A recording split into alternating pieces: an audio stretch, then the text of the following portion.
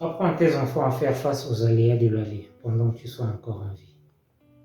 Parce que tu ne sais pas malheureusement quand est-ce que viendra ton tour pour partir. Apprends-leur comment avoir ce qu'ils veulent dans la vie en usant des moyens conventionnels.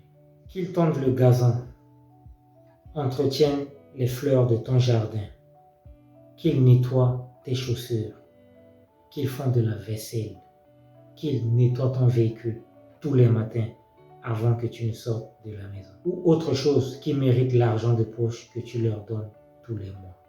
Tu as encore chez toi ton fils d'une trentaine d'années, l'aîné de ta famille, sur qui tu comptes, mais ne réalise pas encore que c'est lui qui prendra la relève. Sa journée, c'est de rester devant ta télé à attendre que la nourriture soit prête. Pendant ce temps, ceux de sa génération sont dehors, en train de lutter pour trouver leur voie. Si tu pouvais revenir quelques décennies plus tard, après que tu sois parti, ne sois pas surpris de trouver quelqu'un d'autre dans ta maison. La maison que tu as transpiré pour construire. Et ne sachant pas comment se battre dans la vie après que tu sois parti, il a dilapidé en peu de temps tout ce que tu as laissé comme bien. Et a même convaincu les autres de vendre ta maison. Raison pour laquelle tu n'es pas venu trouver ta tendre femme dans ta maison, qui était la sienne, mais chez ta fille, en train de prendre soin de tes petits-fils, ses petits-fils. Pour ton fils, le voilà dans une maison en location et dans des conditions peu confortables, avec 5 enfants de mères différentes. Pourquoi?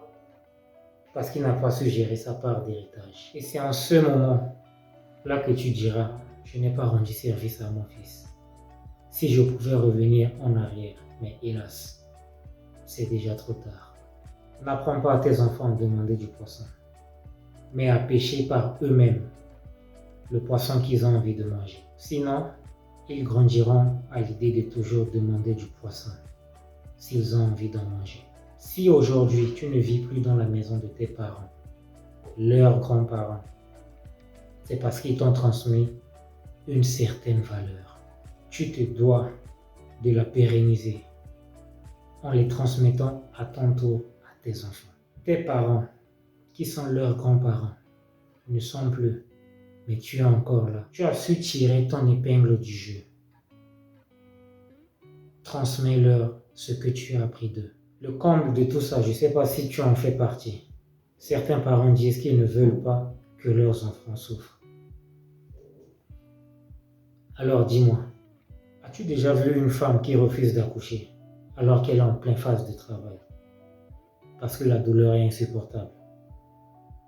Même si elle n'arrive pas à accoucher par voie basse, elle accouchera par césarienne.